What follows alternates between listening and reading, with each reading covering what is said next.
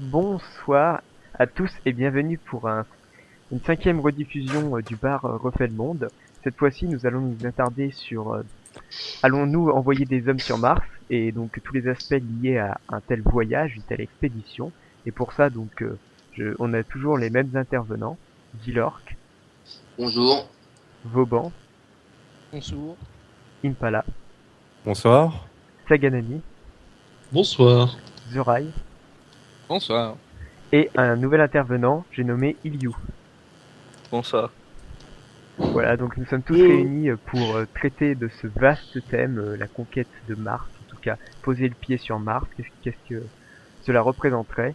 Et pour commencer, je vais laisser la parole à notre ami Impala. Oui, alors donc on va traiter dans ce début des objectifs donc d'une mission habitée sur Mars.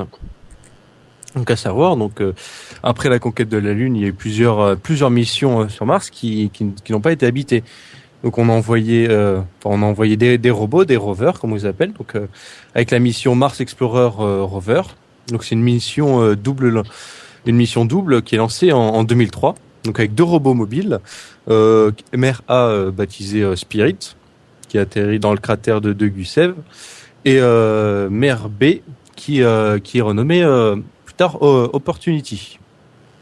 Donc voilà, donc c'est une première mission de robot qui a pour but de la recherche scientifique avec l'extraction de roches, déterminer la distribution et la composition donc, des minéraux, du sol, mais aussi les processus géologiques de la planète, mais aussi la recherche de traces d'eau et savoir si elle était propice à l'activité, si elle aurait pu être propice au développement de la vie. De plus aussi, on a toute l'activité hydrothermale avec les volcans et l'impact de météorites, donc tout ça sur la planète. Donc mission très scientifique. On a ensuite une mission plus récente qui est la MSL. Donc là, je passe un peu sur les missions. On a envoyé des robots. Donc la MSL qui envoie aussi un robot. Donc j'ai perdu son nom. Mince. Voilà. Donc elle est lancée en mars, le 11 novembre 2011. Et s'est posé le 6 août 2012. Donc c'est aussi là encore des objectifs scientifiques, déterminer donc si les conditions étaient propices à la vie, caractériser aussi le climat de la planète, donc préciser la géologie et préparer donc l'exploration de la planète, l'exploration humaine, pardon. Donc voilà encore une mission scientifique et guidée par des robots avec des hommes qui eux restent sur Terre. Et donc ce qui serait intéressant et donc ce qui nous concerne un peu aujourd'hui, ce serait l'utilité d'une mission habitée. Et les objectifs qu'elle aurait. Donc ce serait vraiment une mission scientifique aussi. Donc on enverrait des hommes qui seraient plus aptes à étudier la géologie et la géophysique de la planète, encore mieux que les robots. Et aussi rechercher encore en profondeur la présence d'eau. Et la présence de vie passée ou actuelle, en étudiant donc les caractéristiques. Donc c'est un projet très important qui pourrait aussi fédérer un peu toutes les nations autour de ce projet, donc qui serait l'aboutissement de progrès techniques, parce qu'on n'a pas encore trouvé les moyens, sûrement peut-être qu'on le verra plus tard, d'envoyer des hommes, surtout au niveau de l'atterrissage. Alors je pense que Saganami nous en reparlera. Donc voilà pour les principaux objectifs, mais aussi ce qui serait intéressant avec une mission habitée, et ce qu'on ne peut pas avoir avec les robots, ce serait de ramener des échantillons de matière sur Terre. Donc voilà des objectifs essentiellement scientifiques pour une première mission où on n'envisage pas encore d'habiter sur Mars ou de la coloniser. Vas-y, continue, pardon. Non, mais c'est bon, Bon, après, c'était... Alors, premier petit troll, il existe déjà une mission habitée puisque nous savons désormais qu'il existe des bactéries terriennes qui ont été emportées par nos très chers robots et qui arrivent à survivre sur la surface de Mars. je n'étais pas... Les bactéries terriennes, est-ce qu'on peut appeler ça une émission habitée? Oui. Enfin, du Donc, coup, en plus, elles arrivent ouais, à mais elles tenir, sont pas conscientes, je crois, tes bactéries. Mais elles Pour sont l'instant. vivantes. Pour la petite histoire. Elle vit. Pour la petite histoire, en fait, on a envoyé déjà beaucoup de sondes spatiales. La toute première qui a réussi, c'est Viking. Tu peux. Ouais. Il me semble que je l'avais. Viking. Mince, où est-ce que je l'ai mis? Ah, le programme Viking de 76. Et après, on a Pathfinder de 97. Donc, qui s'est posé. Et à l'époque, on prenait pas la peine de les nettoyer, je crois. Ou un truc comme ça. Donc il y a des bactéries. Il me semble que tous ont été nettoyés. Le problème, c'est que il y en a toujours qui arrivent à survivre. Et ouais, parce qu'après, elle est il y a eu parfaite. des surprises puisqu'on est tombé sur des bactéries, évidemment Critch et tout ça, jusqu'à ce qu'on découvre que c'était en fait une bactérie toute simple. Genre Mais après, Escherichia coli pour ceux qui connaissent. Justement, si on a réussi à amener des bactéries qui survivent, c'est peut-être une preuve comme quoi la vie pourrait se développer. Oui. Attention malgré par contre, j'ai dit qu'elles survivent, hein. J'ai pas dit qu'elles se développent sur Mars. Ouais, mais si elles arrivent à vivre déjà, c'est un début. Après, Mais après, elles s'adaptent. C'est-à-dire peut y qu'il avoir une période un certain d'adaptation. temps en latence sur la surface de Mars. Elles sont en hibernation, si tu veux, elles se multiplient pas. Ah ouais. C'est toutes les formes extraordinaires de vie qui vit dans des situations vraiment extrêmes, type dans l'espace. C'est souvent sous forme de veille ou de sommeil ou hibernation. Faut de l'eau et il y en a pas. Ah. Plus, en tout cas, plus à l'état liquide. Enfin bon, c'est ce qu'on va tenter de déterminer. Sinon, pour l'eau à l'état liquide, spontanément, il y a une petite montée de température et qu'il y a un peu de glace qui fond et ça crée des écoulements qu'on peut observer. on les a vus, ça y est? Est-ce que c'est... On en a la trace. Il me semble Oui, c'est la qu'il y a trace, des images avec la trace des coulées d'eau sur Mars. récente? Oui, récente. Hein. Ah, parce que on entend beaucoup d'annonces de ce genre. Quand je dis coulée d'eau, je veux dire filet d'eau. Hein, faut pas s'attendre. Oui, une flaque, quoi. Ouais. Non, bah c'est déjà pas mal. S'il y a une flaque, c'est qu'il y a eu plus avant. Pour rebondir un petit peu sur ce que tu disais sur l'exploration, en fait, on va peut-être en parler plus en détail, mais au niveau collaboration internationale, puisqu'on n'imagine plus une mission sur Mars seule, sauf les Chinois peut-être. Mais en fait, on se partage les tâches. Les Américains font l'exploration, donc les sondes. Le but, c'est évidemment de faire des recherches scientifiques, mais c'est aussi de trouver un site d'atterrissage. Nous, les Européens, on va se concentrer sur la mise en orbite du véhicule. On se perfectionne dans la construction spatiale, sur l'exploitation d'ISS et ce genre de choses. Alors que les Russes, eux, se concentrent sur la partie habitée. Parce qu'ils ont bien plus d'expérience que toutes les nations du monde là-dedans, avec leurs 8 stations spatiales durant leur histoire. Et du coup, c'est vraiment à eux qu'il faut demander de faire les recherches dans ce genre-là. C'est Vauban qui nous en parlera plus outre mesure de ça. Oui. Alors après, la question c'est pourquoi aller sur Mars? Parce que finalement, c'est un désert. Au-delà de l'intérêt scientifique qui est certain, pourquoi mettre tellement de moyens là-dedans si on n'a que des retombées scientifiques, entre guillemets? Pour localiser les Touaregs. les Fremen.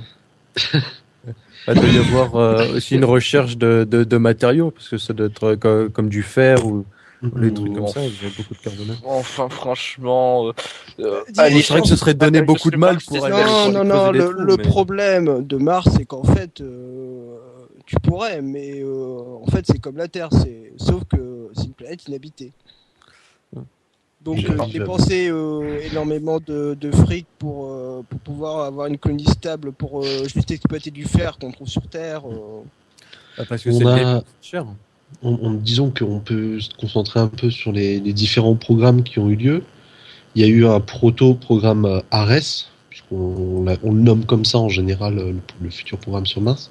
Juste après Apollo, on s'est dit, est-ce qu'on continue? On a fait la Lune, est-ce qu'on continue sur Mars?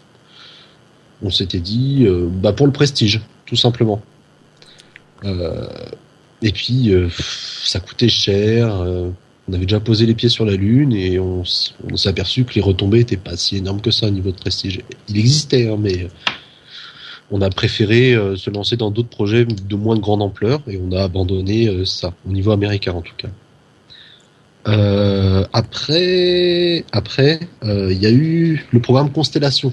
Je sais pas s'il a un peu d'écho pour vous, ça vous dit quelque chose, Constellation ? Vaguement, j'ai déjà entendu parler, il me semble.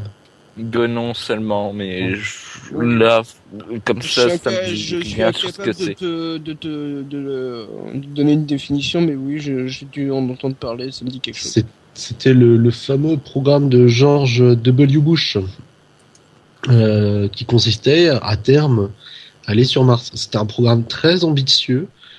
D'abord, retour sur la Lune, base lunaire, tout en étant modulaire, donc à partir de véhicules très simples mais réutilisables, et disons qu'on peut utiliser pour plusieurs missions, notamment la fameuse capsule Orion qui est toujours dans les cartons, et à terme mission sur Mars.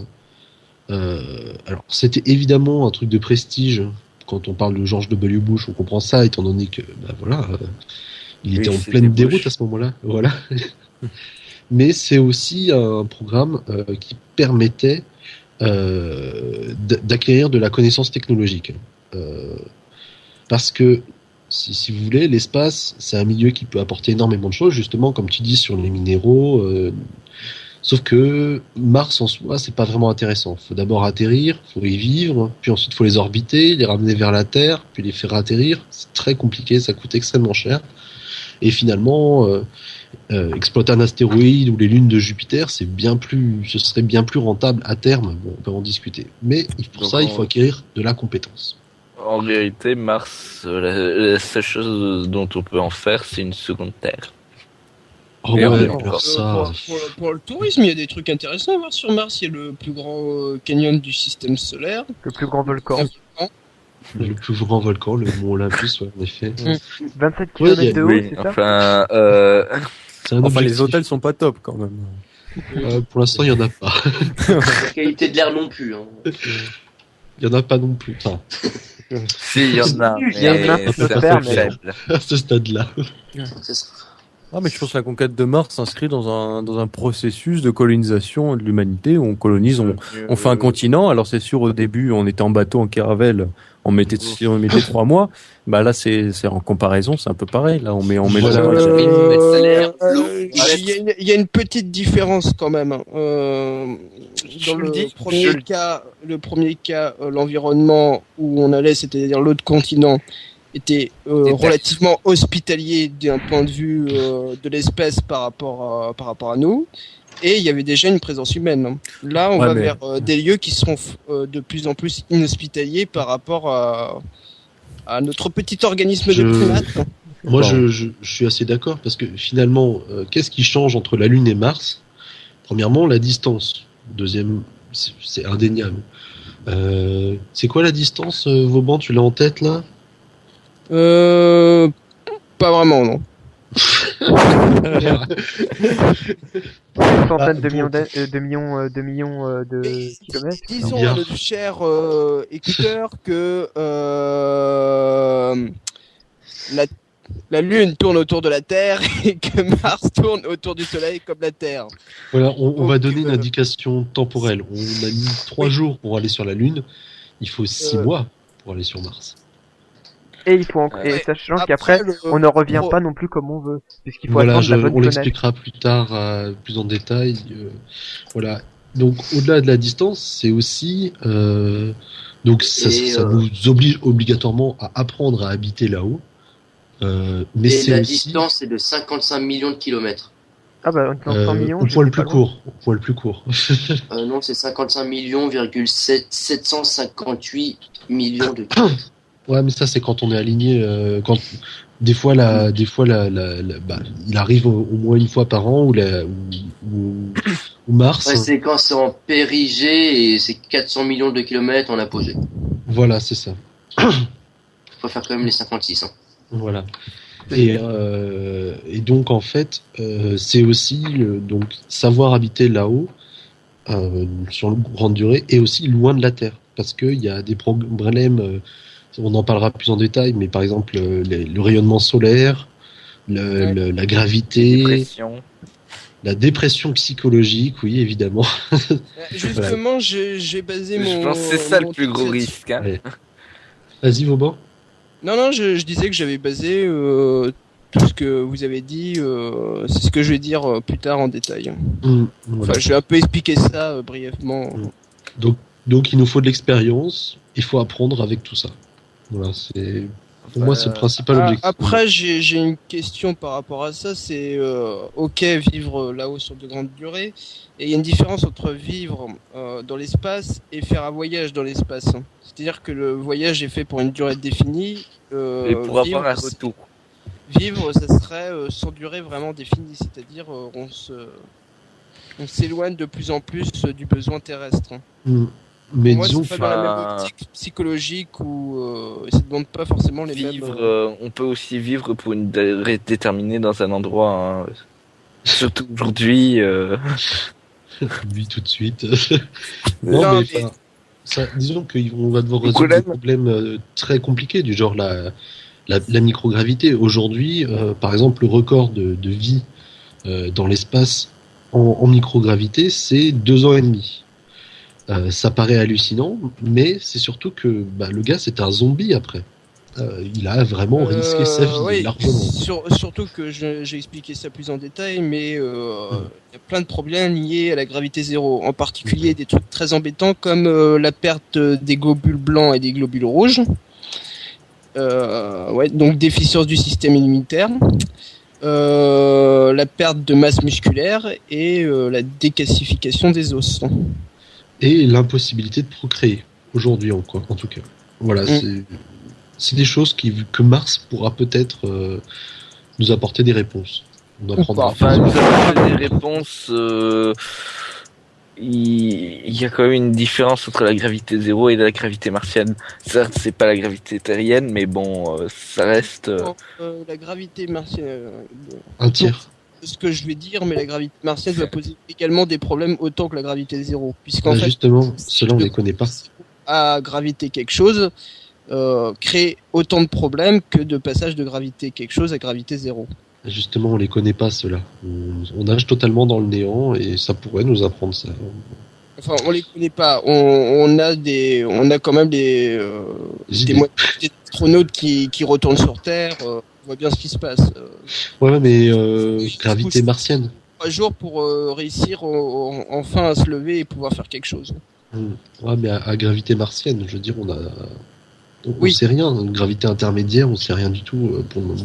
Enfin, intermédiaire, on suppose que c'est quand même. Ouais. T'auras les mêmes effets que la Terre, quoi. Je pense aussi que ça sera pas si handicapant que ça. Bon, on a bien défini. Vas-y, Max. De quoi? C'est pas grave. Il a dormi en fait. Prochaine personne. Oui, donc je pense qu'on a bien cerné entre guillemets pourquoi est-ce qu'il fallait faire une mission martienne. Prestige, expérience, exploration et connaissances scientifiques, c'est principalement ces 4 choses-là et c'est absolument essentiel. Notamment l'expérience parce que l'espace a beaucoup à nous apporter. Je pense qu'on a bien cerné pourquoi est-ce qu'il faut aller sur Mars. Maintenant, la question c'est comment on fait. Donc ça c'est ma partie. Alors, pour commencer, j'avais une petite vidéo à vous présenter, mais je ne la retrouve pas. Je vous la donnerai plus tard, et normalement elle devrait déjà apparaître sous vos yeux si Maxime fait le bon montage. Donc, c'est la sonde Opportunity, le lancement de la sonde Opportunity, même si c'est un vieux programme martien entre guillemets, il nous permet de bien comprendre que représente la complexité d'aller sur Mars. Donc là, normalement, vous voyez le lancement. Donc un lancement, tout ce qui est de plus classique. On va orbiter un véhicule spatial avec un lanceur spatial. Je vais pas rentrer dans ces détails. Alors après, vous voyez que on commence déjà à perdre pas mal de masse. Sur la fusée initiale, on a perdu presque 90% de la masse initiale. Tout ça, c'est du déchet, et c'est très gênant. Parce que justement, ça montre que l'espace, ça coûte cher. Mais pour aller sur Mars, on va continuer à devoir perdre de la masse. Notamment le 3e étage va ne servir qu'à donner la poussée pour aller vers Mars. Première chose à remarquer, cette poussée, on ne la fait pas n'importe quand. Il faut attendre ce qu'on appelle la fenêtre. C'est ce dont Maxil évoquait tout à l'heure, la notion de fenêtre. En fait, il faut attendre que les planètes, donc en l'occurrence Mars et la Terre, soient dans un alignement précis pour que quand on lance l'objet vers Mars, cet objet n'a pas une vitesse instantanée. Il faut prévoir la trajectoire de Mars pour que les deux se croisent à un moment donné. Ça, c'est la notion de fenêtre. Et malgré ça, il faut quand même attendre 6 mois de voyage. Le temps de trajet est quasiment incompressible. On en discutera après, mais voilà. Alors ensuite, normalement la vidéo tourne en boucle. Ensuite, vous voyez que la première chose qui se passe, c'est que ça se met à chauffer, à brûler autour de la capsule qui contient le véhicule. Ça, c'est parce que Mars a une atmosphère. Tout à l'heure, on a dit qu'il n'y avait pas d'air, mais en fait, il en existe une atmosphère très peu dense. On va utiliser cette méthode-là pour se freiner, puisque ça nous évite d'utiliser un moteur fusée. Ça pose quelques problèmes, mais en même temps, ça nous permet d'économiser énormément de carburant. Ça pose des problèmes parce que c'est extrêmement risqué de se freiner uniquement par cette méthode-là. Mais le pire, c'est qu'une fois qu'on a fait freiner de cette façon-là, on se débarrasse du bouclier thermique qui est devenu inutile. Comme vous commencez à le comprendre dans l'espace, dès que quelque chose devient inutile, on le largue, on s'embête pas avec. Et après, on balance un parachute. Bon, jusque-là, on faisait comme ça sur Terre. Le problème, c'est que le parachute est carrément insuffisant. L'atmosphère martienne est pas assez dense pour qu'un parachute permette d'atterrir sans choc. Donc le parachute permet d'atteindre 300 mètres par seconde, 150 mètres par seconde suivant sa surface, mais vous vous doutez bien que le petit robot à la fin il finit en purée. Dernière étape, donc on largue le parachute et on va freiner avec un moteur fusée, comme lorsqu'on atterrit sur la Lune, pardon. Donc, on a beaucoup d'étapes qui se succèdent lorsqu'on doit atterrir vers Mars. Ça a posé énormément de problèmes pendant très longtemps, à savoir qu'on perdait une sonde sur 2 à chaque fois qu'on atterrissait sur Mars. C'était la planète maudite de l'exploration du système solaire. Mais aujourd'hui, les Américains ont réussi justement à maîtriser cette compétence, notamment avec ce curieux ballon qui rebondit, qui est la méthode qu'ils ont trouvée comme étant la plus sûre d'atterrir sur Mars. On gonfle un ballon, un airbag autour de la sonde, et elle atterrit sans dommage. Donc, ça donne un petit peu une idée de toute la complexité qu'il y a d'atteindre Mars. Surtout que le robot, il fait que 100 kilos. Imaginez quand on doit transporter un équipage, ce sera combien d'après vous? 8 personnes à peu près? Oui. S'il doit vivre là un moment. Non, moins de 8 personnes. Je sais pas. À peu près, ouais, je pense. Les tests ont été faits avec 6 personnes, mais oui, 8 personnes, c'est Ouais, ça paraît.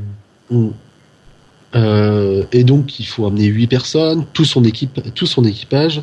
Il faudra les systèmes de survie pendant le voyage, pour l'aller et pour le retour.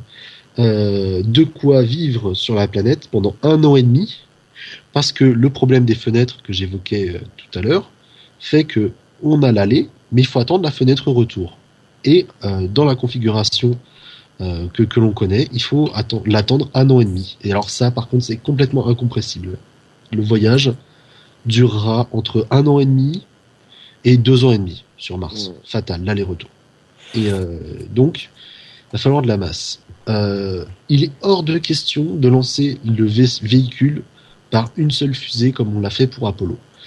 Faudra obligatoirement l'assembler en orbite et ensuite l'envoyer. Pire, il va falloir probablement envoyer une mission avant la mission habitée pour mettre la base, les équipements de survie sur Mars. Et encore pire, pour la mission retour, il faudra probablement envoyer une autre mission pour le carburant du voyage retour. Donc, je résume, on a 3 missions, et chacune de ces missions, il faudra assembler le vaisseau en orbite, probablement en plusieurs lancements. Ça dépend des lanceurs qu'on utilisera, mais à mon avis, il faut tabler sur entre à peu près 5 lancements pour assembler une seule de ces 3 missions. Donc, Mars, c'est vraiment très très dur de ce côté-là. Est-ce que vous avez déjà des premières choses à ajouter? Je vous expliquais un peu le concept de ce que serait Mars normalement. Ce serait pas possible d'envoyer le carburant avant l'arrivée? On peut faire. Ben, On peut. Les ça fait missions toujours annexes, 3 missions, mais bon, après... C'est moins risqué on pour peut ceux les qui envoyer font- en même temps. Ouais.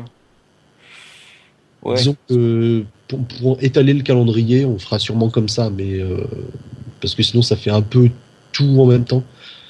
Mais bon, c'est C'est sûr que ça va possible. demander une sacrée organisation sur Terre. C'est quand même mieux...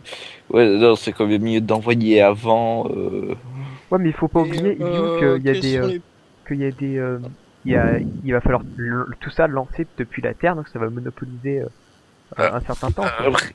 Après, oui, mais ça va pour... Le problème, je pense pas que c'est le temps. Le problème, c'est surtout de faire en sorte que l'équipage ne se retrouve pas avec un seul problème. Ouais, va. le seul problème qu'il rencontrera leur sera fatal de toute façon. Donc oui. Voilà. Donc Je il sais faut pas. qu'il y en ait aucun. C'est les nationalités qui seront appliquées dans le projet, ça sera qui? Actuellement, Oui. là, actuellement, c'est tous ceux qui participent au programme ISS globalement. Donc on a les Ça fait États-Unis. beaucoup. Ouais, ça fait beaucoup. On a les États-Unis, on a la Russie, évidemment, on va pas le faire sans eux, ce serait stupide. On a l'Europe, dont principalement la France, mais l'Europe, par le programme de l'Agence spatiale européenne, l'ESA. On a le Japon, si je me trompe pas, et je crois que l'Inde est dans le projet aussi. Ouais. Et les Indiens feraient quoi en fait dans le projet? Enfin, je veux dire, au niveau capacité, ils ont quoi de. Ils ont un lanceur. Ils ont un lanceur. Ouais, Ah bon. ouais, il y a un Faut lanceur. quelque chose, le lanceur? Ouais, le lanceur indien, l'agence spatiale indienne est Non, mais- assez compétente. C'est une petite agence spatiale comparée à à l'ESA par exemple, mais elle est capable de faire des choses. Ouais. En même temps, l'ESA, c'est le plus gros lanceur de satellites du monde. Donc, C'est le meilleur. Attention, il y a aussi des agences spatiales terribles comme l'agence spatiale congolaise. Non, on va pas troller sur l'agence spatiale congolaise. C'est vrai qu'en fait, on a appris ça récemment et on était très surpris. Mais bon, Sérieusement, je suis plutôt admiratif qu'ils essayent d'avoir un programme spatial compte tenu de Ouais, leurs ouais, moyens Il me semble qu'il limités. y en avait eu un. comment? Au Liban aussi, il me semble qu'il y en avait eu un. Ah, oh. Et avec les pressions, par contre, lui, il avait été. C'est pressions diplomatiques qui a fait qu'il avait été abandonné. C'est pas étonnant. Bah, de toute façon, dès qu'on veut développer un missile, on fait un programme spatial. Donc, Ça permet de le faire discrètement. ouais, en récupérant du Utile à la prestige. guerre. Voilà. Qu'est-ce que je... Et donc la Chine ne participera pas au projet. On sait pas ce qu'ils veulent, la Chine, honnêtement. On se fait un gros vaisseau géant tout en dorure et en beauté pour l'envoyer sur Mars. Bah, quoi un vaisseau plus grand que la. Comment on appelle ça? Ah oui. La muraille de Chine. Oh là là, ça coûte très cher. Après, si on pourrait... oui, je me souviens de ce que je voulais dire. Vas-y. Donc, la technique des airbags, je le vois bien pour de sonde, mais ça, est-ce que ça pourrait amortir, est-ce que le choc serait pas trop violent pour un équipage humain? C'est un peu ça le. Disons- Parce que moi, je sais pas comment si ça amortit très bien, mais bon, ça prend de la place surtout. Et- Mais alors ça, c'était valable pour Spirit et Opportunity. Ça a très bien marché. Après, pour la suivante, Curiosity, qui est toujours en service aujourd'hui, le petit robot qui était un peu plus gros. On a... Il est carrément plus gros. Je donnerai les chiffres peut-être tout à l'heure. Pour... Bah vas-y, n'hésite pas. Pour donc Mars, les rovers de Exploration Rover, là, c'était 170 kilos Ouais. la masse, avec à côté donc 5 kilos de charge utile. Et après c'est tout. Et le MSL, donc les Curiosity, enfin la mission. Après je sais pas si c'est exactement le robot, mais en tout cas on arrive. Oui, je crois que c'est le robot. On arrive à 899 kilos avec 75 kilos d'instruments de charge utile. Ah, ça va bien. et l'autonomie. Autonomie 20 km. Ouais. Pour tous. Non, pour les premiers c'est 700 mètres.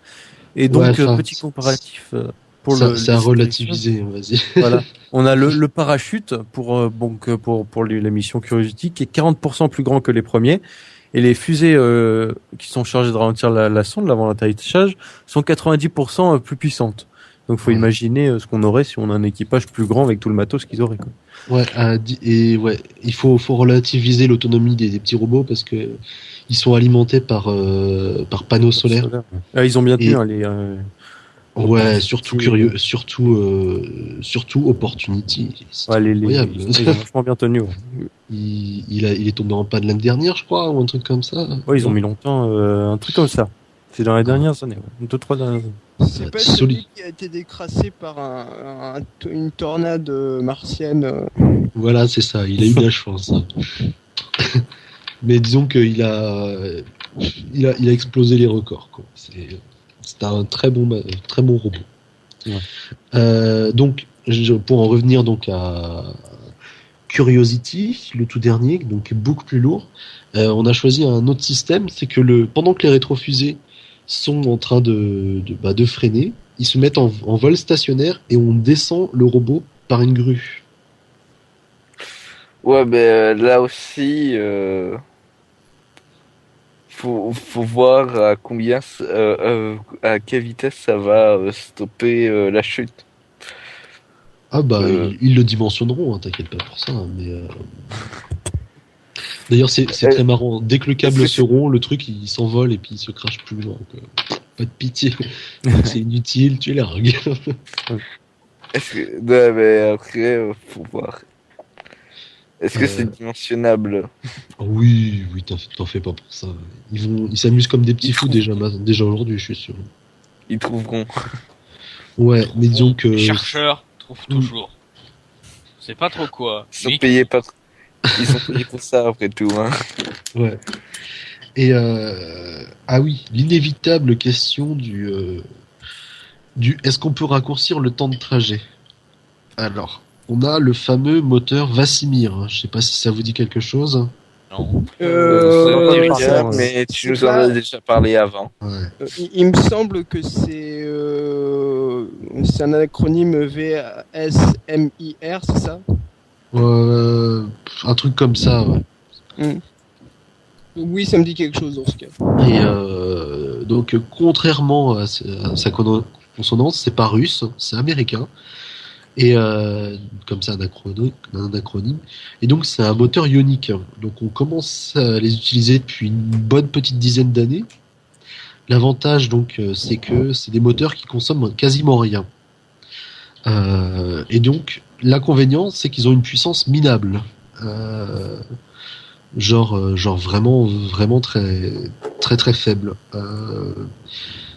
Mais comme ils consomment très peu, on peut les utiliser quasiment en continu. Et donc, on arrivait à envoyer des sondes extrêmement loin de cette façon, à moindre coût. Je crois que c'est Rosetta, la sonde qui va se poser sur une comète en 2016, qui était équipé par un moteur ionique d'ancienne génération. Et le fameux Vasimir, c'est ça, mais en Maximaus est vachement plus puissant.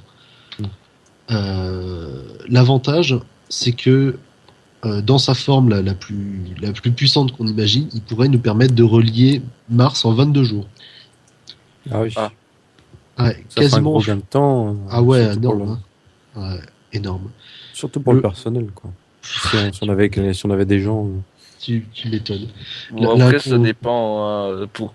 Pour des voyages scientifiques, ça peut aller. Après, Oui, réduire les enfin, temps de trajet, c'est surtout pour de la colonisation où ça De peut toute façon, prendre une de importance non négligeable. De toute façon, vu le prix de tout ça, ceux qui voudront aller sur Mars, ils n'ont pas intérêt à chipoter, je veux dire. On pourra pas faire plus court, hein. 22 jours, c'est du flux tendu, si tu veux. Quasiment. Ah oui, mais quand vous avez parlé tout à l'heure de la survie dans l'espace, où le record c'est 2 ans et quelques. Si on calcule, si on met tout bout à bout, on arrive à 2 ans et demi pour une mission habitée. Et là, ça devient limite parce qu'avec 6 mois de. Donc, Impala, pour répondre à ta question, pour ceux qui se dérangent, on a eu une petite coupure, peut-être que ça se verra en montage, je sais pas. C'est 2 ans et demi, c'est vrai que normalement c'est la limite, sachant qu'il a normalement dépassé la limite, le gars qui a fait ça, il était complètement fou. Mais il avait peut-être pas la possibilité de retour. C'est compliqué, Soyuz. Mais en fait, comme il y a 1 an et demi sur Mars, à gravité martienne, c'est peut-être pas si dangereux que ça. De toute façon, on en parlera plus précisément avec Vauban. Oui. Ouais. Et de toute façon, pour le voyage, normalement, on est censé faire de la gravité lors du voyage. Alors, j'avais lu un principe, mais voilà, ça remonte à trop loin pour que je puisse m'en rappeler précisément. Je pense Et qu'on en il est parlera. simple. Et c'est Vauban qui expliquera. Ouais. Et Et donc, vite fait, l'idée c'est que de faire tourner le vaisseau spatial autour d'un axe. Ouais. Même. Ouais. Enfin, oui. Pour créer de la gravité. Ouais. Autour d'un axe. Oui, autour d'un axe. Oui, non. Je vois, non, je vais dire autour d'un centre, mais au final, oui, c'est équivalent. Et donc, ouais. Et pour finir rapidement sur la technologie qui n'a pas trait au système de survie, je parlais donc du moteur Vasimir. Donc, il a un gros problème qui est aussi son meilleur avantage, c'est que c'est un moteur électrique. En fait, il propulse électriquement des particules à une vitesse hallucinante. Donc, c'est ça qui lui permet d'avancer par toujours réaction. Hein, c'est toujours un système à réaction. Ce qui fait Mais- que tu peux utiliser l'énergie solaire. Voilà. Sauf que pour un moteur Vasimir qui nous permettrait d'aller sur Mars, faut taper dans la puissance d'un réacteur nucléaire. Ah, ça va. Ce qui veut dire beaucoup de panneaux solaires. Ce qui veut dire beaucoup trop de panneaux solaires hein, pour que ce soit envisagé. En fait, faut faire un autre vaisseau avec que des panneaux solaires pour pouvoir propulser. Non, Presque. il y a- Un Mais vaisseau après, tracteur. comme t'as plus assez de puissance. Non, sur mais le vaisseau, faut que il tu y a- rajoutes des panneaux solaires. il y a une solution, c'est la voile solaire. On va pas utiliser une voile solaire pour aller sur Mars. Hein. Attends, on n'est Ah, plus à ouais. l'époque Papa. du navire. Non, mais c'est une solution, sérieusement. Si Et en plus, les panneaux solaires, ça prend trop de place. C'est vrai que c'est une Ouais, bonne mais idée. la mais voie- bon. Là, avec une voile solaire, je sais pas, déjà qu'avec un moteur chimique, tu mets 6 mois avec la voile solaire, j'ose même pas imaginer quoi. C'est ça pas. Ou alors il faudrait un truc monumental. De toute façon, je crois que c'est étudié. Hein. Ils s'amusent aujourd'hui à faire des petites voiles solaires sur nos petits satellites pour voir si ça marche. Ouais. Donc le moteur Vasimir, c'est bien, sauf si on doit mettre 1 km² de panneaux solaires. Mais il faudra peut-être mettre un moteur atomique en orbite. On aime ou on n'aime pas. Sachant que On le fait moteur, pomper Shadok. Ouais, on fait couper les Sherlock.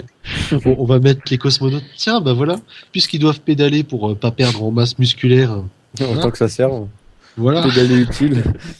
Ouais, enfin, je suis pas sûr Ce message que... vous est offert par le ministère soviétique de la...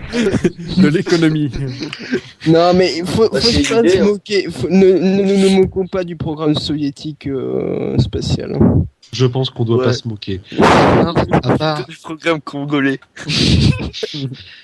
à mon avis, la seule chose que je pardonnerai pas aux soviétiques, c'est que ce soit eux qui s'occupent de faire la centrale atomique. Je pense que ce serait une très mauvaise idée. Ouais, ils sont Tandis faits- aux Japonais, ils sont très forts. C'est vrai que Les non, Japonais mais sont les forts. soviétiques, ils sont très forts en test de centrale nucléaire. Ouais, On mais doit bon. tester un réacteur. On doit on va tester peut-être un passer, réacteur. On fait comment? Mettez pleine puissance. On va peut-être passer à la dernière partie, celle de Vauban, sur l'aspect humain. Why not? Donc, moi j'ai fait une petite partie sur les contraintes du voyage sur Mars pour les êtres humains. Comme on l'a déjà vu, l'espace est devenu le nouveau champ d'exploration de l'humanité et la NASA a récemment annoncé que le projet de voyage vers Mars pourrait aboutir dans les 20 prochaines années. Mais comme dans toutes les grandes explorations qui se respectent, la conquête spatiale relève d'une part de danger qu'il faudra bien entendu appréhender et, si possible, éviter. Vous savez que ça fait vachement exploser quand même. Nous allons voir donc les contraintes que l'homme doit surmonter pour parvenir à ses fins. Donc, comme on l'a vu tout à l'heure, le premier problème qui se pose, c'est la gravitation zéro. Pendant les longs séjours dans l'espace où il n'y a pas de gravité. En fait, c'est une épreuve atroce pour notre petit corps de primate qui n'est pas du tout habitué à ne pas avoir la gravité terrestre. Donc, on dispose d'une oreille interne qui est super utile sur Terre parce que c'est elle qui nous permet de nous maintenir en équilibre. Le problème, c'est que à gravité zéro, elle sert à rien et pire, elle a tendance à s'affoler. Donc, cela provoque chez la personne en apesanteur des étourdissements, des mal de crâne et des envies de Des vomir. maux de crâne.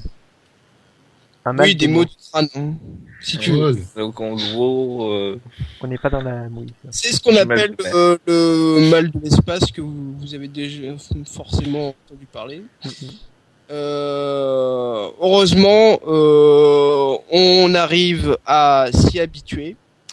Et au bout de 2 jours, normalement, il n'y a plus personne qui a le mal de l'espace. heureusement. Le problème, par contre, c'est que il y a un retour. C'est quand on passe de la gravité zéro à une gravité comme quand on sera sur Mars, les symptômes reviennent. Et donc, il faudra un temps d'adaptation pour pouvoir commencer l'exploration du sol martien. On Donc, remarque en un an et demi, on a le temps. Oui, tu me diras, on a le temps. On a le temps de crever. Il y a d'autres problèmes, notamment la fragilisation des os liée à la décalcification, l'atrophie musculaire, puisqu'on a besoin de faire beaucoup moins d'efforts en apesanteur que sur Terre, et le temps d'adaptation du système cardiovasculaire qui peut prendre du temps et nuire à la santé des passagers. Donc tous ces problèmes en fait peuvent disparaître au cours du temps. Il suffit d'un temps d'adaptation. Et vu que, comme on l'a vu, on a du temps pour le voyage vers Mars, normalement, ce ne sont pas des problèmes graves. Par contre, il y a des problèmes plus dangereux, c'est que pendant les voyages longs en apesanteur, on a une perte des globules blancs et des globules rouges. Donc les globules blancs, c'est ce qui nous permet, c'est la base de notre système immunitaire qui nous protège des maladies. Et donc quand on a déficit de lymphocytes T, par exemple quand on est pendant une période longue en apesanteur, on peut très vite avoir des problèmes si on a une infection, si on est malade.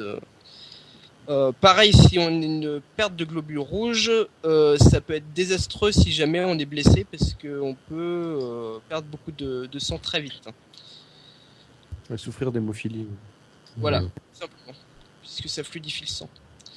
La seule manière connue pour établir un semblant de gravité dans un vaisseau spatial est de le maintenir en rotation autour d'un axe, comme on l'a vu. Donc cette idée a été émise par un russe, Tsiolkovsky, Toujours les Russes, comme d'hab. dont j'ai déformé le nom d'une manière abominable. Abominable. Effectivement. Donc l'établissement d'une gravité artificielle combiné à la pratique d'exercice physique quotidienne plus un régime alimentaire contenant beaucoup de calcium, ça devrait permettre d'éviter tout le désagrément lié à ce qu'on a vu. Mais ce ne sont pas les seuls dangers. On a notamment le danger des radiations. Alors, faut savoir que dans l'espace, il y a des radiations qui, à certaines doses, peuvent être nocifs pour les organismes. Et il faut pas oublier qu'il n'y a pas de trucs pour nous protéger comme sur Terre. Oui, il nous manque Déjà. dans l'espace, il n'y a pas d'atmosphère. Et on peut pas l'embarquer avec nous. Je savais qu'il y avait un truc. Il n'y a pas de magnétosphère aussi. Et il n'y a pas de... Oui, Enfin. c'est ce que j'ai dit, le champ magnétique. Sale troll. Je savais bien que t'étais bien Enfin, sur ce bref. débat. Donc les rayonnements peuvent être particulièrement dangereux. Donc pour vous donner quelques chiffres, normalement lors d'un voyage vers Mars, la dose de radiation à laquelle serait soumis l'équipage ne dépasserait pas 50 REMS. Les REMS, c'est les unités de mesure américaines pour les radiations. Sachant qu'à partir de 75 REMS, des symptômes liés aux radiations peuvent survenir. Donc c'est normalement bon. Mis à part en cas d'éruption solaire, qui libère une vague de particules très énergétiques qui serait capable de tuer en quelques secondes tout l'équipage du vaisseau. Chouette. Pardon ? Donc on les protège Chouette. comment? Il y a un Crème moyen de solaire. protection, c'est que le vaisseau ait des parois de plusieurs mètres d'épaisseur. Oui, oui, fait, mais il y a un on petit problème. Autrement, l'autre solution, c'est de surveiller attentivement le soleil pendant la durée du voyage et de prévoir une salle avec une protection minimale, c'est-à-dire avec plusieurs centimètres au moins d'épaisseur pour empêcher l'équipage de mourir d'une manière totalement atroce. C'est-à-dire à 75 REM, il commence quoi? À 75 rêves, Niveau. tu commences à avoir des étourdissements, des nausées. Ça provoque des cancers Le- et tout. Le à syndrome 200 d'irradiation. à 2 et à 75 rêves, si tu pendant une longue période t'es soumis à 75 rêves, tu risques de développer des cancers. Oui. Sachant qu'il faut 1000 REMS pour tuer un être humain en quelques secondes. Pas mal. Et donc l'autre solution, c'est de se mettre dans un abri, c'est ça? Voilà. Et de surveiller les mouvements du soleil pour prévenir l'équipage au cas où. Bon, ça c'est faisable, ça. Ouais. C'est faisable. Mais bon, il y en a un qui s'endort, celui qui surveille, et c'est fini. Quoi. Ouais, enfin, ils seront pas assez Enfin, cons, non. j'espère. Enfin non, parce que je suis pas sûr qu'il y en ait qu'un seul qui va Techniquement, surveiller. En fait, les éruptions solaires, c'est ce qui est le plus dangereux en cas de. Parce que non seulement ça met en danger la vie de l'équipage, mais en plus ça bousille tous les systèmes électroniques et ça peut dégrader les parois externes du vaisseau. Ah oui. Bref, que Mais du est-ce que ça bonheur. arrive souvent? C'est C'est plus ou moins courant et d'une intensité assez variable. Et c'est qu'il y a combien de chances mais que ça touche le vaisseau? 100.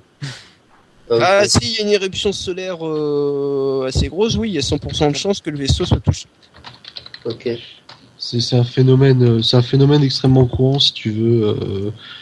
la Terre, elle doit être frappée régulièrement par des masses coronales. C'est bien des masses coronales dont tu parles, hein. Exemple très simple, les aurores boréales, c'est à chaque fois Ouais. qu'il y a un vent solaire qui Voilà. tape contre notre magnétosphère. D'accord. Ouais, c'est très beau. Donc oui, il faudra impérativement se contrer contre ça. Quand on avait été sur la Lune, on s'était dit, bon, 7 jours, aller-retour, on peut se permettre de passer entre l'orage, si tu veux. Et ils ont joué un peu au dé, en se disant, il n'y en aura pas. Sauf que là, avec 6 mois aller, 6 mois retour, Ouais, on peut pas. on pourra pas. Surtout que sur Mars, comme il n'y a pas de magnétosphère là-bas, le risque existera quand même. Et oui. Ah oui. Donc pendant 1 an et demi, les gars, du coup en fait, faudra en plus amener la capsule de. Il faudra amener bouclier quelque chose anti-radiation, pour. quoi. Faudra amener un abri. Ouais. Ouais. Il y a aussi très souvent, on imagine la réserve d'eau qui sert de bouclier anti-radiation. C'est Tout envisageable. à fait, ça il y a des modèles de vaisseaux où on voit que la réserve d'eau est à l'avant si jamais on a... Et ça l'eau protège très bien des radiations. C'est bien ça. Enfin, très bien, relativement bien. De toute façon, les gars, une fois qu'ils seront revenus, ce seront des zombies et puis ils seront cantonnés à terre avec une rente à vie et notre éternelle reconnaissance. Donc, Ouais. Parce qu'après 2 ans dans l'espace, les gars. ils pourront plus jamais revoler. Ils auront atteint leur quota de radiation à l'aise. Facile. Ouais. Ensuite, moi j'aimerais revenir. Je suppose que tu vas parler de psychologie après. Oui, et de Mars 500 qui est l'expérience où on a enfermé 6 personnes pendant 520 jours pour voir s'ils s'entretuaient pas. Pas tout de suite. Dit comme ça, c'est sadique. Mais Ouais. c'était vraiment ça. C'était un projet russe, non? Ouais, c'est eux qui s'occupent de tout ce qui est habitation, donc c'était leur boulot. Ça m'étonne même pas des mecs. Bah, si tu veux, ils ont la plus grosse expérience. Ils ont construit 8 stations spatiales. Bon, Donc évidemment, c'est à eux qu'on conçoit d'étudier ce genre de système, hein. Ouais. Donc je voulais juste revenir sur la gravité artificielle. On a parlé justement de faire tourner sur un axe, mais l'axe devrait être très grand, entre guillemets. La solution qui est la plus exploitée, enfin la plus réfléchie aujourd'hui, c'est de tisser carrément un câble entre 2 modules, par exemple un module de système de survie qui nous servira pas pendant le voyage, et un module d'habitation. Et on met les deux en rotation pendant la durée du voyage. Un câble, il faut compter plusieurs dizaines de kilomètres. l'avantage aussi de la gravité artificielle, c'est que elle permettrait une très bonne adaptation par rapport à la gravité martienne au cours du voyage. Ouais, Ouais, il suffirait de la baisser un peu, c'est ça ou... voilà. Parce que disons que les problèmes de gravité zéro sont pas dangereux à part les déficits de lymphocytes évidemment pour les astronautes. Par contre, pendant 2 jours, les mecs ne feront rien quoi. Ils seront au lit sur Mars et Bon, pour tout le voyage spatial, ça doit être prévu, ça, du coup. Ça il y en a aucun qui pourra faire quelque chose. Ah, c'est pas Ouais, pour rien qu'on les sort des capsules avec des grues, hein. C'est pas pour rien. Ouais. Les gars, c'est des zombies hein, au retour, hein. Faut pas croire. Le problème, le pire qui soit dans cette histoire, c'est que après s'être tapé 6 mois en gravité zéro, ou en très minime, hein, même le câble de 10 km de longueur, ça leur garantira un dixième de gravité terrestre à tout casser peut-être. Ils disent qu'ils peuvent arriver jusqu'à 1/3 de gravité terrestre. Ouais, mais après ça devient trop dangereux parce que ça crée des systèmes de micro-circulation type voile rouge ou voile noir. Faudra tester tout ça, mais il faudra pas trop forcer sur la gravité artificielle probablement. Ouais.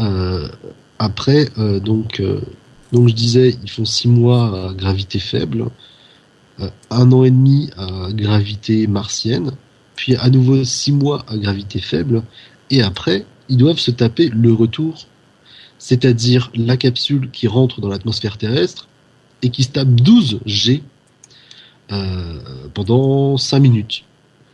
C'est en toute logique, c'est complètement fatal après ça, quoi. Ah non, mais de toute façon, ce sera certainement les humains qui auront psychologiquement et physiquement le plus enduré de l'histoire de l'humanité Ah par ouais, rapport à leur c'est voyage. c'est hallucinant, Largement. ce qu'ils vont se prendre dans la gueule. Donc vas-y, psychologie, parce que c'est franchement. Alors, on va finir sur la psychologie. Donc, l'équipage va devoir se cloîtrer dans un vaisseau exigu pendant une certaine période, obligé de cohabiter en permanence avec un. Donc, on peut se questionner si c'est faisable psychologiquement. Donc, nos amis russes ont voulu tester pour voir si des personnes étaient capables de vivre correctement, sachant que l'ennui, la monotonie, tous ces problèmes peuvent saper le moral plus qu'une avarie technique ou autre. Donc, une expérience a été menée dernièrement afin de simuler un voyage vers Mars pour un équipage de 6 personnes. C'est le fameux Mars 500. Ils ont été enfermés pendant 120 jours dans une réplique de vaisseau. Et les psychologues ont pu observer les effets de l'isolement, de l'ennui et de la proximité sur l'équipage. L'expérience a abouti le 4 novembre 2011 sans aucun incident majeur ne soit détecté. Ce qui veut dire que normalement, psychologiquement, le voyage est viable. Selon les psychologues. Selon les Ça n'engage que eux. Sauf que, il n'y avait pas la mort imminente en permanence, enfin ce genre de choses. Ouais. Il faudra également, rajouter le travail en plus. Et Bon, ça va, ça va. y a certains psychologues qui se questionnent sur l'éloignement de la Terre par l'impact que ça aura sur l'équipage. Parce que pendant une certaine période, en fait, ils vont plus voir leur planète. Ce sera la première fois que l'humanité ne verra plus. Flippant. Oui, j'avoue ça. Il faudra les personnes solides. Quoi. Et donc, apparemment, ça pourrait être un choc psychologique important au cours du voyage.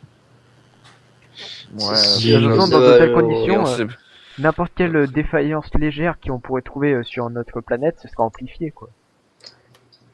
Ouais. Et il y a des solutions qui existent depuis longtemps, puisqu'en fait, dès les voyages en mer, il y avait des problèmes tels la monotomie, On peut voir la Terre, par exemple. l'ennui, etc., qui posaient de gros problèmes. C'est pour ça que les équipages avaient toujours une rigueur et un travail constant pour éviter ce genre de soucis. Donc tous les jours, on récurait le pont, même s'il était propre, etc. C'était Ah bah, pas je- forcément parce qu'ils étaient médiculeux, c'était parce que personne devait ne rien faire. Ouais, à part que. Sinon, ils crament psychologiquement. Et j'ai juste une question. Les histoires de couple. Ah, Envoyer des couples. Il y avait pas eu déjà écoute, une affaire. je sais pas encore la disposition de l'équipage, s'il y aura la mixité, etc. Il y avait pas de. Non, mais de toute façon, j'avais déjà entendu parler d'une histoire de tentative de meurtre à cause d'une histoire de couple. Non, j'avais entendu parler de ça. Je sais qu'il y a déjà un Kama Sutra de la microgravité qui existe. Oh non.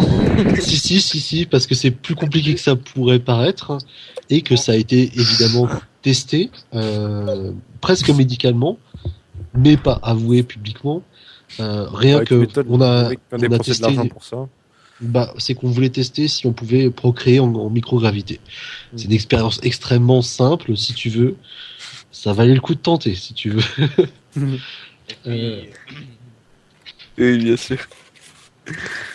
Donc il y a un Kama Sutra de l'espace. Après, les histoires de couple dans ce genre de situation, ça doit franchement être chiant.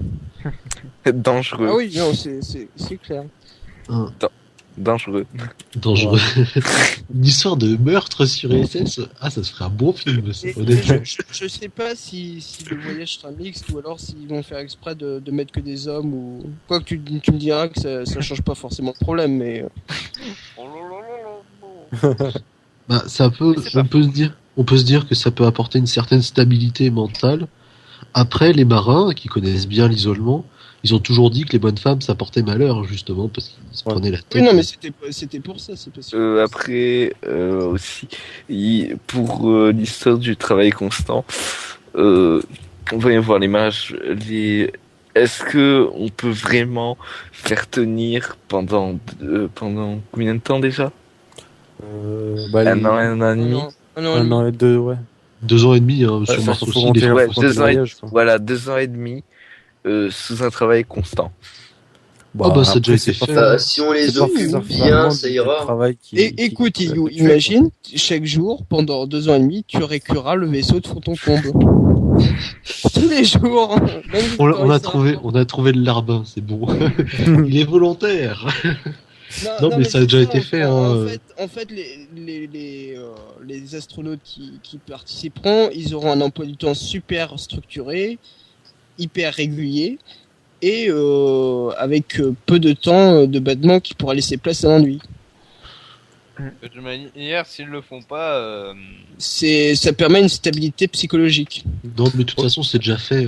Dans le gars qui est tenu 2 ans et demi, faut savoir que sur USS, tu bosses tout le temps, hein, tu glandes pas.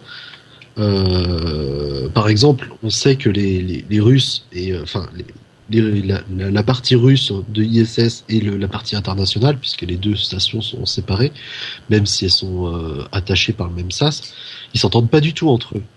Mais ils arrivent à vivre ensemble.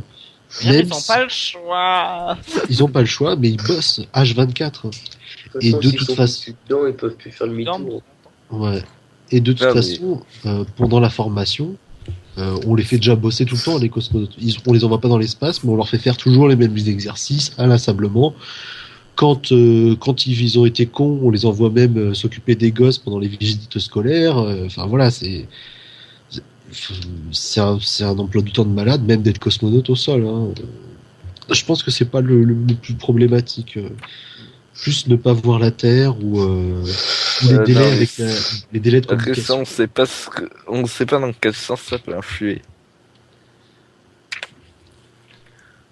À mon avis, ils trouveront des gens assez tarés pour tenir le choc. Oui, mais Déjà, Iliu, t'es pas candidat. Bon, je pense Euh, qu'on a fait un peu le tour. non, mais Non. Assez, ouais. On dit pas Ouais. mal de choses. Ah si, on n'a pas évoqué la question de la vie en elle-même sur Mars. Est-ce qu'ils devront extraire eux-mêmes leurs matériaux ou est-ce qu'ils devront attendre le ravitaillement depuis la Terre? C'est une autre question. Mais bon. attendre Euh, le ravitaillement je- ou récupérer le ravitaillement. Et je Il va falloir pense pousser de qu'au la niveau, nourriture. au niveau de l'eau, c'est fort probable qu'ils puissent les trouver eux-mêmes. Hein. Je pense qu'ils trouveront l'eau d'eux-mêmes. Oui, pour l'eau, Ah, c'est sûr. Après, Ça me semble même obligatoire étant donné la consommation d'eau quotidienne d'un équipage même de 8 personnes. Hein. Ouais. C'est pas idiot parce qu'on peut même penser qu'ils vont emmener un système d'électrolyse pour fabriquer leur propre carburant sur Mars. Puisque c'est Ouais. toujours ça le problème. Ça pourra leur faire une tâche. C'est d'ailleurs pour ça qu'on avait imaginé Constellation à la base, c'est-à-dire une étape sur la Lune avant Mars.